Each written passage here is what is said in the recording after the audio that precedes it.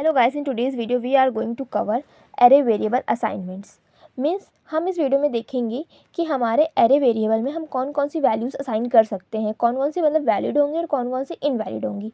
Okay, तो आप ये थ्योरी पढ़ लीजिएगा, मैं आपको केस 1 एग्जाम्पल समझाती हूँ। ठीक है, तो आपका केस 1 मैंने एक एग्जांपल लिया है। इंटीजर टाइप को मैंने कैरे क्रिएट किया, उसमें मैंने वैल्यूज असाइन कर दी। ये आपको आता ही होगा, ये सब मैंने बताया आपको प्रीवियस वीडियोस में। और एक कैरेक्टर टाइप को मैंने एरे लिया, उसमें मैंने अपनी वैल्यूज असाइन कर दी। राइट, इतना तो आप सबको आता है, ये ठीक है, ये वैलिड भी है, कर सकते हैं हम असाइन। बट अब मैं चाहती हूँ, मैंने एक नया एरे क्रिएट किया इंटीजर टाइप का, वेरिएबल बी नेम का। अब उसमें मैं इस एक्स को असाइन करना चाह रही हूँ। ओके, जैसे ही मैं असाइन करूँगी, अब ये टाइप मैच करेगा, इंटीजर टाइप का एरे है और ये भी इंटीजर टाइप का array, so it is valid. ये परफेक्टली आपका रन हो जाएगा, ये आपका वैलिड रहेगा, यहाँ पे आपको कोई कंपाइल टाइम एरर नहीं मिलेगा। बट जैसे ही आप इंटीजर टाइप का एक एरे क्रिएट करेंगे, उसमें आप कैरेक्टर टाइप की एरे को असाइन करना चाहेंगे, तो आपको मिलेगा कंपाइल टाइम एरर। और एरर क्या रहेगा आपका? Incompatible types found character type array and required integer type array. अब ये एरर क्यों आई हमारी? और जबकि हम तो मैंने आपको प्रीवियस वीडियो में बताया था कि हम कैरेक्टर से इंट में जा सकते हैं। कैरेक्टर 2 बाइट का होता है और इंटीजर हमारा 4 बाइट का होता है। हाँ, अपनी वैल्यूज़, कैरेक्टर टाइप की वैल्यूज़ को हम अपने इंटीजर टाइप में असाइन कर सकते हैं। बट यहाँ पे ऐसा क्यों नहीं हुआ? ऐसा इसलिए नहीं हुआ बिकॉज ये कैरेक्टर एरे था। ठीक, और हमने किस में असाइन करने की कोशिश करी? हमने इंट टाइप में असाइन करने की कोशिश करी। मैंने आपको प्रीवियस वीडियोस में बताया था कि हमारी कैरेक्टर क्लास क्या होती है हमारा, क्योंकि ये 1 डायमेंशनल है तो इसका ओपन ब्रैकेट एंड कैरेक्टर है तो मीन्स कैपिटल C। और ये किस क्लास से बिलोंग करता है? ये 1 डायमेंशनल है तो ओपन ब्रैकेट 1 रहेगा आपका, 1 टाइम रहेगा, एंड इंटीजर है तो capital I।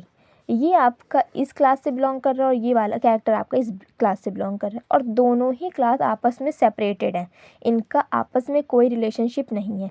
That's why we can't assign integer type array to character type array and character type array to int type array. Okay, तो आगे देखते हैं अदर एग्जाम्पल से। अब आप बताएंगे, मैंने तो यहाँ पे बता रखा है, कैरेक्टर से हम इंट में जा सकते हैं, कैरेक्टर टाइप के एलिमेंट्स को हम इंटीजर टाइप में असाइन कर सकते हैं, it is valid. Character type array को हम इंटीजर टाइप एरे में नहीं असाइन कर सकते, it is invalid. Int type के एलिमेंट को हम डबल टाइप के एलिमेंट में असाइन कर सकते हैं, बिकॉज इंट की क्या होती है? 4 बाइट होती है और डबल की क्या होती है? 8 बाइट होती है, तो हम असाइन कर सकते हैं। ठीक, और हम आते हैं फ्लो। और इंट टाइप के एरे में और डबल टाइप के एरे में हम असाइन नहीं कर सकते हैं, बिकॉज क्लासेस अलग अलग होंगी इनकी भी। फ्लोट से इंट में हम नहीं जा सकते हैं, बिकॉज फ्लोट हमारा बड़ा होता है और इंट हमारा छोटा होता है। इससे नहीं, दोनों की 4 बाइट्स हैं, 4 बाइट इसकी भी है और 4 बाइट इसकी भी है। बट हम क्यों नहीं जा सकते? क्योंकि इनका मेमोरी रिप्रेजेंटेशन डिफरेंट होता है, इसका मेमोरी रिप्रेजेंटेशन डिफरेंट, इसका मेमोरी रिप्रेजेंटेशन डिफरेंट है। That's why we can't assign. और हमारा फ्लोट बड़ा भी होता है, क्योंकि मैंने आपको क्या बताया था? बाइट शॉर्ट, हमारा डायग्राम क्या था? Bite short int long, long के बाद हमारा फ्लोट था, फ्लोट के बाद इंट था, डबल था, सॉरी। हम इस डायरेक्शन में अपनी वैल्यूज़ को असाइन कर सकते हैं। अब हम वापस नहीं जाएंगे असाइन करने के लिए, इस डायरेक्शन में नहीं आएंगे असाइन करने के लिए। ओके, और कैरेक्टर से हम अपने इंटीजर में जा सकते हैं यहाँ से। ओके, बट जब यहाँ से जब एलिमेंट्स नहीं असाइन हो सकते हैं, तो यहाँ तो डिफरेंट क्लासेस हैं। यहाँ पे एफ आपका ओपन ब्रैकेट का इस तरीके का ये क्लास है आपकी, और यहाँ पे इंटीजर की ये क्लास है, दोनों क्लासेस सेपरेट है, तो हम यहाँ पे भी असाइन नहीं कर सकते। बट अब आते हैं अपने मेन मोटिव पे। ये हमारी स्ट्रिंग क्लास है, स्ट्रिंग क्लास को हम ऑब्जेक्ट क्लास में डाल सकते हैं, बिकॉज क्योंकि हमारी ऑब्जेक्ट क्लास जो है वो है पेरेंट क्लास और स्ट्रिंग है उसका चाइल्ड। ओके, हम अपने चाइल्ड को पेरेंट में असाइन कर सकते हैं। ठीक है, अब यहाँ पे स्ट्रिंग टाइप एरे और ऑब्जेक्ट टाइप एरे है, इसमें भी हम असाइन कर सकते हैं, क्योंकि हमारी क्लासेस ये हमारी पेरेंट क्लास है, ये हमारी चाइल्ड क्लास है, तो हम असाइन कर सकते हैं। इनका रिलेशनशिप है आपस में, बट इनका रिलेशनशिप ही नहीं था आपस में कोई, that's why we can't assign, and in this we can assign, because ये दोनों एक ही क्लास, ये अपने पेरेंट में असाइन कर सकता है कुछ भी, और इनके बीच में रिलेशनशिप है, मैंने क्या कहा था, जिसमें रिलेशनशिप ना हो। इन दोनों में कोई रिलेशनशिप नहीं, इनमें रिलेशन है पेरेंट एंड चाइल्ड का, तो ये असाइन कर सकते हैं। ओके, तो यहाँ एक एग्जांपल भी देख लेते हैं स्ट्रिंग का। यहाँ पे मैंने एक स्ट्रिंग टाइप का एरे क्रिएट किया और उसमें मैंने वैल्यूज असाइन करी। अब मैंने यहाँ पे एक ऑब्जेक्ट टाइप का एरे क्रिएट किया, तो मैं उसमें अपना एस असाइन कर सकती हूँ, इट इज़ वैलिड। अब आते हैं अपने केस 2 पे। केस 2 ये है कि हमारा असाइनमेंट किस तरीके से हो रहा है इंटरनली, मैं आपको ये बताती हूँ। जैसे कि मान लीजिए मैंने एक इंट टाइप का एरे क्रिएट किया, उसमें वैल्यूज़ डाल दी मैंने 1 2 3 4, ओके। और एक इंट टाइप का एरे और क्रिएट किया, इंटीजर टाइप का एरे क्रिएट किया, उसमें वैल्यू मैंने डाल दी 1 ओनली, ओके। अब मैं चाह रही हूँ कि मैं अपने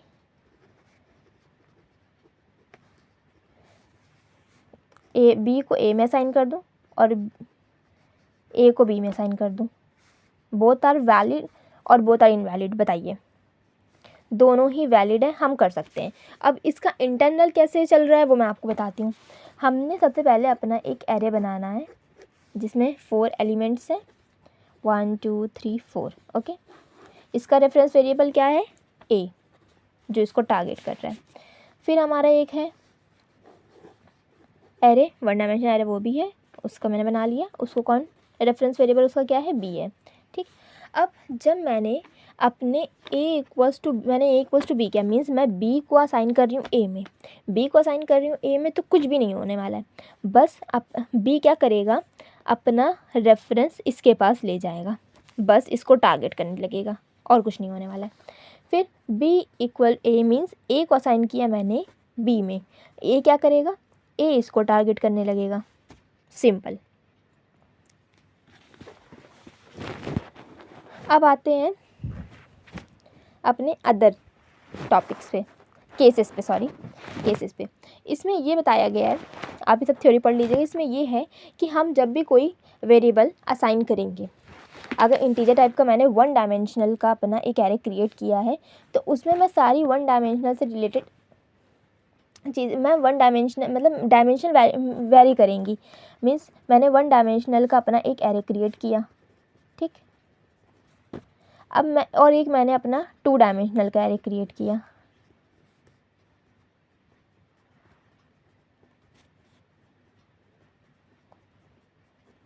ठीक।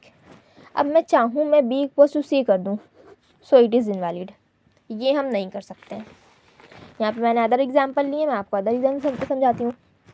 यहाँ मैंने एक 2 डायमेंशनल का एरे क्रिएट किया, मैंने बेस साइज़ दे दिया 3, यानी कि इस तरीके से बेस साइज़ मेरा हो गया 3। इसको ए हमारा क्या कर रहा है, ए हमारा रेफरेंस वेरिएबल है। मैंने अपना 1 डायमेंशनल का साइज़ नहीं दिया, ये यहाँ पे ऐसे रहने वाले हैं, क्योंकि हमने कोई साइज़ नहीं दिया, रहेगा तो 1 डायमेंशनल का ही ना, मतलब साइज़ नहीं दिया, अभी साइज़ नहीं पता हमें, लेकिन यहाँ पे रहेगा तो 1 डायमेंशनल का ही ना, बिकॉज ये 2 डायमेंशनल का था, बेस साइज़ मैंने दे दिया, बाकी आगे का बचा 1 डायमेंशनल वाला। अब मैं ए ऑफ 0, मतलब इसकी बात हो रही है, ए ऑफ 0 पे मैं असाइन करना चाह रही हूँ, मतलब मैं इसका साइज़ देना चाह रही हूँ न्यू इंट ऑफ 2, यानी कि ये क्या हो जाएगा हमारा, मैं आपको साफ साफ बना के दिखा देती हूँ। ये आपका इस तरीके से हो जाएगा, सब में नहीं, सॉरी, ए ऑफ 0 के लिए होगा ये चीज़, बाकी सब पे मैंने कुछ नहीं दिया है, अभी वैसे नॉर्मल है। फिर ये तो हमारा वैलिड है, ये हम कर सकते हैं, बट अब मैं क्या चाह रही हूँ, मैंने करना चाहा ए ऑफ 0 पे, अभी यहाँ पे इस वाले मैंने कुछ नहीं करा, अभी इसमें कोई साइजेस नहीं दिए। अब ए ऑफ 0 में मैं करना क्या चाह रही हूँ, 2 डायमेंशनल का असाइनमेंट करना चाह रही हूँ। 2 डायमेंशनल का हम असाइनमेंट नहीं कर पाएंगे, क्योंकि हमारा यहाँ पे 1 डायमेंशनल का ही रहेगा। मैंने पहले बनाया अपना एरे क्रिएट किया 2 डायमेंशनल का, अब मैंने बेस साइज़ दे दिया, ये वाला 1 डायमेंशनल बचा। अब मैं 1 डायमेंशनल में 2 डायमेंशनल को नहीं कर सकती हूँ असाइन, सो ये इनवैलिड है हमारा, मतलब डायमेंशन हमारी वैरी करती है असाइनमेंट के टाइम पर, और यहाँ पे हम नहीं असाइन कर सकते हैं। यहाँ पे हमारा एरर आ जाएगा, incompatible types found in 2 dimensional int array, और रिक्वायर्ड क्या था हमें 1 डायमेंशनल इंट एरे, तो ये हमारा इनवैलिड हो जाएगा। और एक और बात, हम अपने एरे में इंटीजर टाइप का असाइनमेंट, इंटीजर डबल या मतलब एलिमेंट टाइप का असाइनमेंट नहीं कर सकते हम। जब हमारा एरे है तो हमें एरे ही असाइन करना है, उसमें एरे टाइप के ही वेरिएबल वैल्यू असाइन करनी है। तो यहाँ पे भी इनकम्पैटिबल टाइप से जगह हमने क्या फाउंड, उसको क्या फाउंड हुआ हमारे जेवीएम को, इंट, और हमें रिक्वायरमेंट किस चीज़ की थी, इंटीजर टाइप के एरे की। तो यहाँ पे भी आपका एरर आ जाएगा।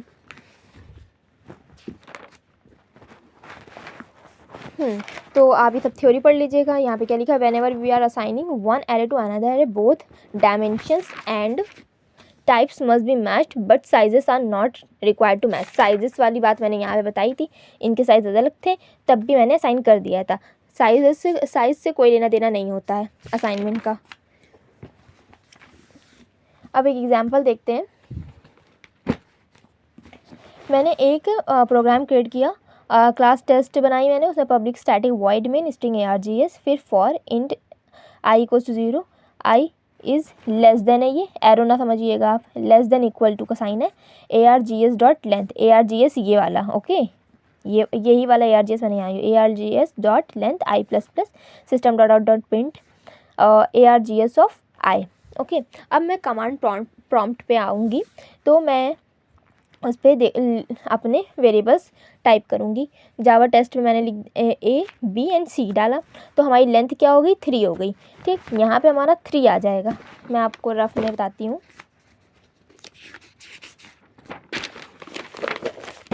हमारा क्या है, फॉर लूप है हमारा, फॉर लूप हमारा i 0 से स्टार्ट हो रहा है and i less than equals to 3 तक जाएगा, क्योंकि हमने यहाँ पे 3 अपनी वैल्यूज़ दी हैं, 3 वैल्यूज़ दी हैं, तो 3 तक 3 लेंथ रहेगी, और i प्लस प्लस है। फिर यहाँ पे क्या प्रिंट हो जाएगा, system dot out dot print ARGS of i, okay.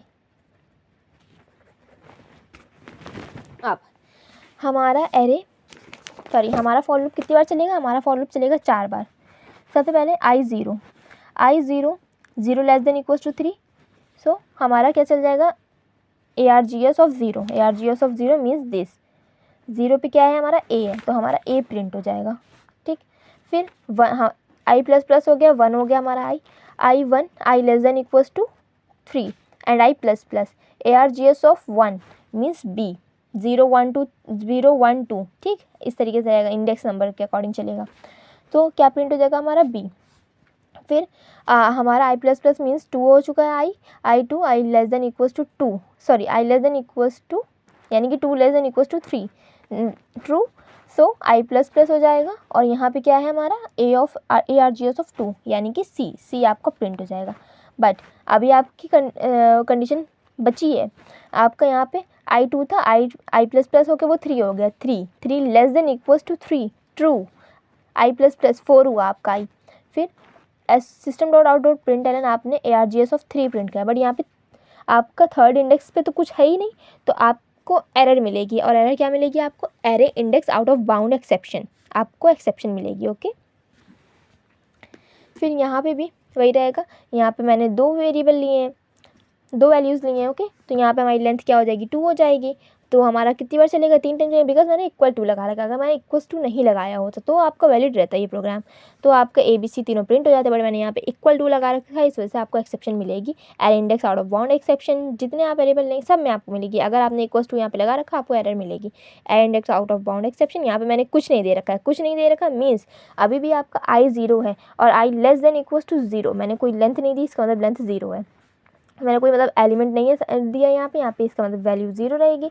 i less than equals to 0, i plus plus हो जाएगा, 1 हो जाएगा, but system dot out print ARGS of 0 पे कुछ भी नहीं है, इट मीन्स क्या आएगा, array index out of bound exception आएगी आपकी। अब आते हैं नेक्स्ट एग्जाम्पल पे।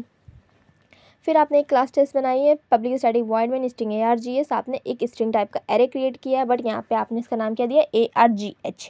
वेरिएबल नेम है, आप कुछ भी वेरिएबल नेम दे सकते हैं, बट यहाँ पे मैंने H यूज़ किया। आप कन्फ्यूज़ ना होइए कि यहाँ पे भी वही है, यहाँ पे भी सेम नेम है। तो मैंने एक स्ट्रिंग टाइप का अपना एरे क्रिएट कर लिया। अब मैंने इस ARGS में अपने ये वाली ARGH की वैल्यू असाइन कर दी। कर सकते हैं, ये भी स्ट्रिंग टाइप का एरे है और ये भी स्ट्रिंग टाइप का एरे है, कर सकते हैं हम असाइन। मैंने फॉर ईच लूप चलाया, string s such that ARGS system dot out dot print ln s, ठीक। और मैं सेम एग्जांपल लूँगी। जावा टेस्ट में मैंने ABC करा, मैंने ABC एंटर कर दिया, तो आपका एक एरर क्रिएट हो गया इंटरनली। इंटरनल क्या चीज़ चल रही है मैं वो बता रही हूँ आपको। आपका इंटरनल आपका ABC एक एरे बन गया, उसकी लेंथ है 3, और आपका इसका भी एक एरे बन, ये इसको कौन रेफ़र कर रहा है, ARGS, इसको ये रेफ़र कर रहा है। और आपने यहाँ स्ट्रिंग टाइप का एरे बनाया है, वो आपका क्या है, XYZ है। ओके, और इसको कौन रेफ़र कर रहा है, आपका ARGH। ठीक। अब मैंने क्या करा, ARGS में असाइन कर दिए ARGH, मीन्स हमारा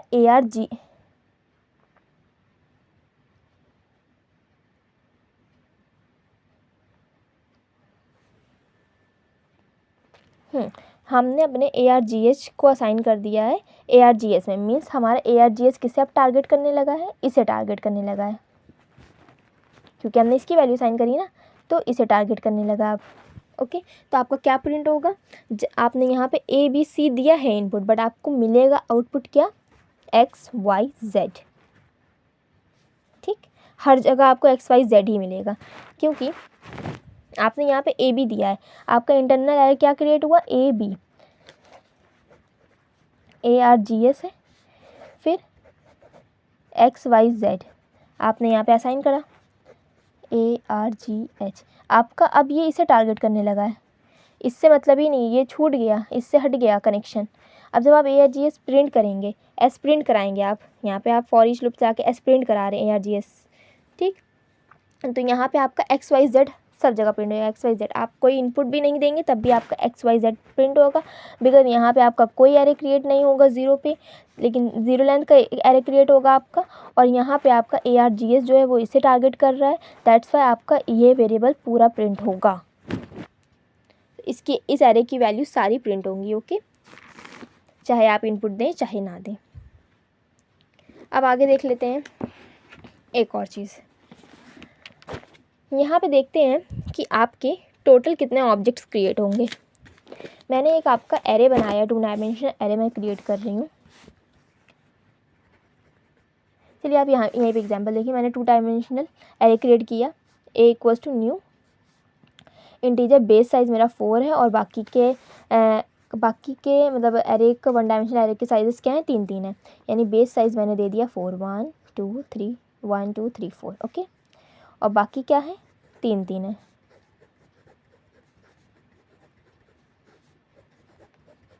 ओके, और इन सबको टारगेट कौन कर रहा है, हमारा A। अब हमारे ऑब्जेक्ट कितने बने देख लेते हैं। इस फर्स्ट में इसकी बात हो रही, मैंने इंट 2 डायमेंशनल एरे क्रिएट किया, न्यू इंट 4। ठीक, यहाँ पे कितने ऑब्जेक्ट क्रिएट, इस लाइन को लिखने में कितने ऑब्जेक्ट क्रिएट हुए हैं, एक आपका ये ऑब्जेक्ट है 1, एक ये है, ये जितने भी आपका सब, ये सब रेफ़र हो रहे हैं, सब एक दूसरे को रेफरेंस है इसका। ठीक, इसका क्या है, A ऑफ 0, इसका है A ऑफ 1, इसका है A ऑफ 2, इसका है A ऑफ 3। ओके, सबके वेरिएबल्स हैं ये, इसका वेरिएबल ये है, तो यहाँ पे कितने आपके ऑब्जेक्ट क्रिएट हुए, 5। ओके, अब मैंने यहाँ A ऑफ 0 पे क्या करा, न्यू इंट 4, मतलब मैंने A ऑफ 0, चलिए यहाँ पे आपको फिर से बनाती हूँ, फिर से बना के दिखाती हूँ।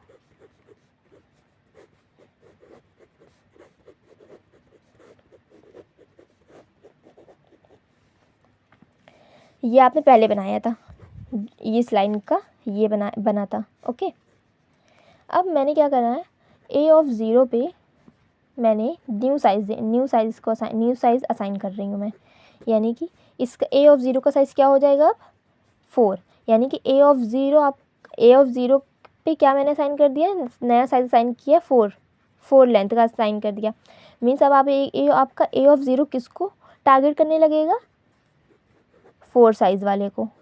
ठीक, इससे रेफरेंस हट जाएगा, इसको रेफ़र करने लगेगा। फिर A ऑफ 1, यानी कि यहाँ पे कितने, कितने ऑब्जेक्ट क्रिएट हुए इस लाइन में? इस लाइन में एक न्यू ऑब्जेक्ट, एक वन क्रिएट हुआ, ठीक। फिर A(1) पे मैंने एक न्यू लेंथ असाइन करने की कोशिश करी, वो है 2 लेंथ मैंने असाइन करी A(1) पे। तो ये अब क्या करेगा, इसको छोड़ के टारगेट करने लगेगा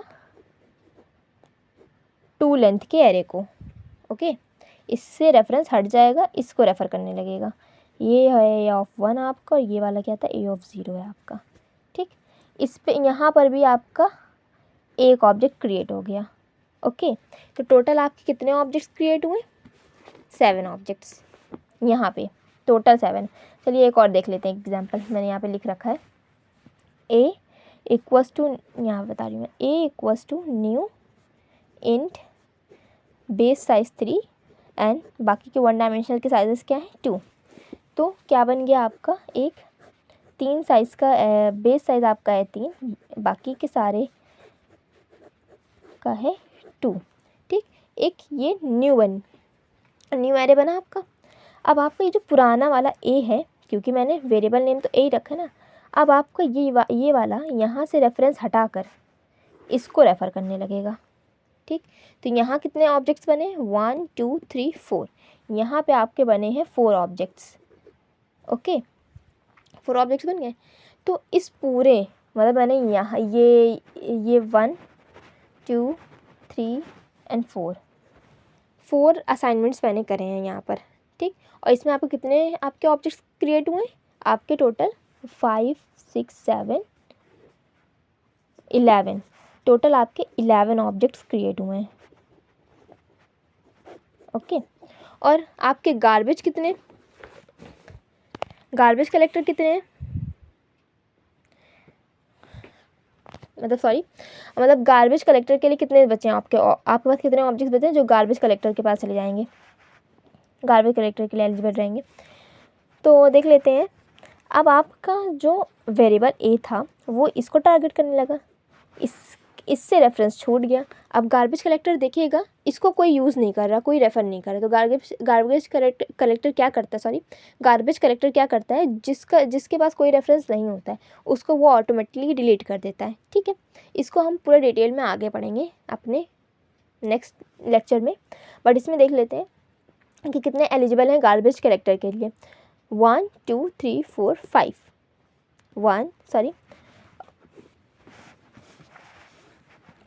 आपका 5 6 7, ठीक।